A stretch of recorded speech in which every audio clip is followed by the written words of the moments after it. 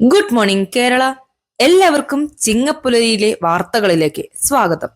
ഇന്ന് ചിങ്ങം 1. കൊല്ലവർഷ പിറവിദിനമായ ചിങ്ങം 1 കേരളത്തിൽ കർഷക ദിനമായിട്ടാണ് ആചരിക്കുന്നത്.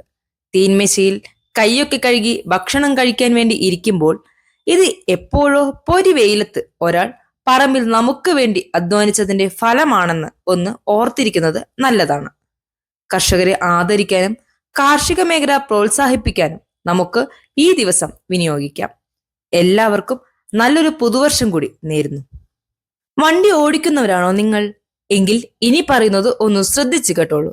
RC ബുക്ക്, ഡ്രൈവിംഗ് ലൈസൻസ് എന്നിവയുമായി ബന്ധപ്പെട്ട് ഒരു സുപ്രധാന നിബന്ധന മുന്നോട്ട് വച്ചിരിക്കുകയാണ് കേന്ദ്രം.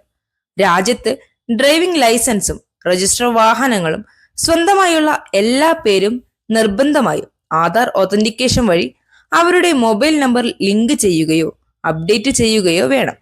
ഔദ്യോഗിക വാഹൻ സാരഥി പോർട്ടലുകൾ ഉപയോഗിച്ച് നിങ്ങൾക്ക് ഫോൺ നമ്പർ ബന്ധിപ്പിക്കാവുന്നതാണ്.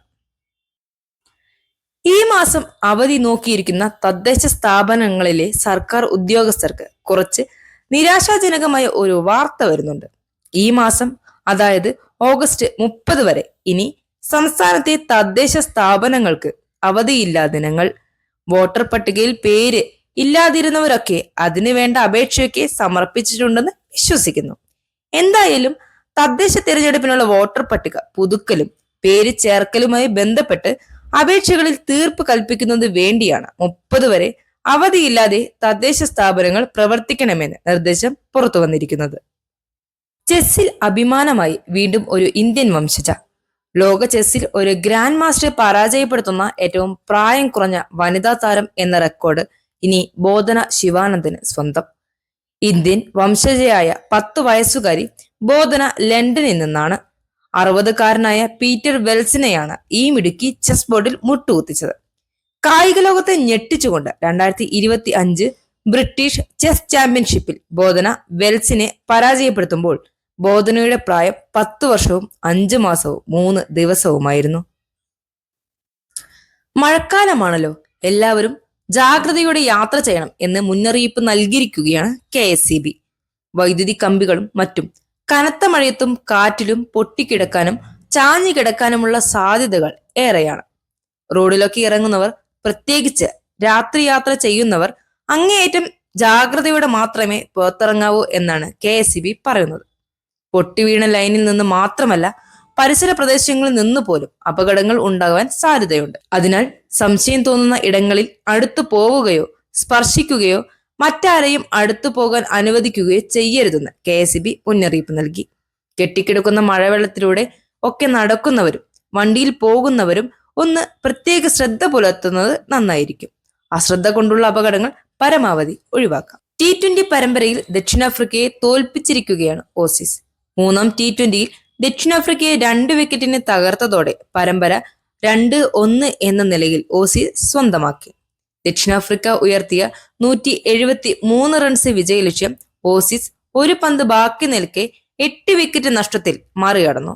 അവസാന ഓവറിൽ 10 റൺസ് വേണമെന്ന സാഹചര്യത്തിൽ ഗ്ലെൻ മാക്സ്വെൽ ആണ് 5-ാം പന്തിൽ ഓസീസിനെ ആവേശകരമായ വിജയത്തിലേക്ക് എത്തിച്ചത്. ദുരന്തമൊഴിയാതെ Gaza.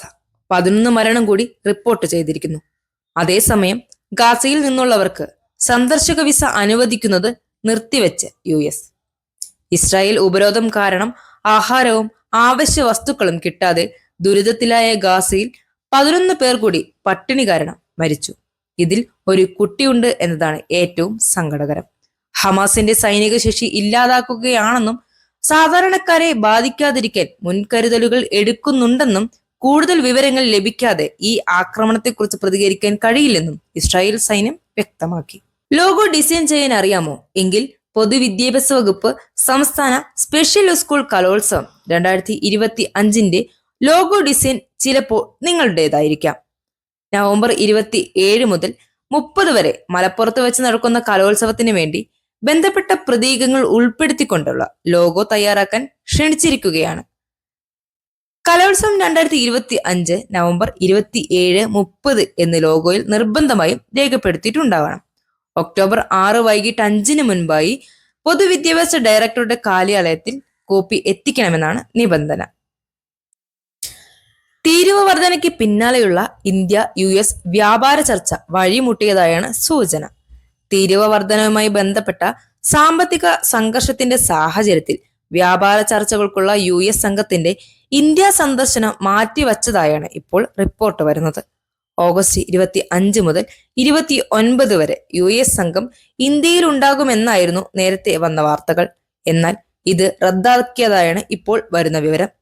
US president Donald Trump മുൻപ് ഏർപ്പെടുത്തിയ 25% തീരുവയ്ക്ക് പുറമെ റഷ്യൻ എണ്ണ ഇറക്കുമതിക്ക് ഇന്ത്യൻ ഉൽപ്പന്നങ്ങൾക്ക് 25% ലെവി ഏർപ്പെടുത്തുമെന്നും പ്രഖ്യാപിച്ച സാഹചര്യത്തിൽ ഇന്ത്യ US ഉഭയകക്ഷി വ്യാപാര കരാറിനെ കുറിച്ചുള്ള ചർച്ചകൾ ഏറെ ഉറ്റുനോക്കുന്നതും നിർണായകവുമാണ്. ഈ സാഹചര്യത്തിലാണ് ഇപ്പോൾ ചർച്ച മാറ്റിവെച്ചതായുള്ള റിപ്പോർട്ടുകൾ പുറത്തുവരുന്നത്. എല്ലാവർക്കും ഒരിക്കൽ കൂടി ചിങ്ങ ദിനാശംസകൾ നേർന്നുകൊണ്ട് സൈനിങ് ഓഫ്.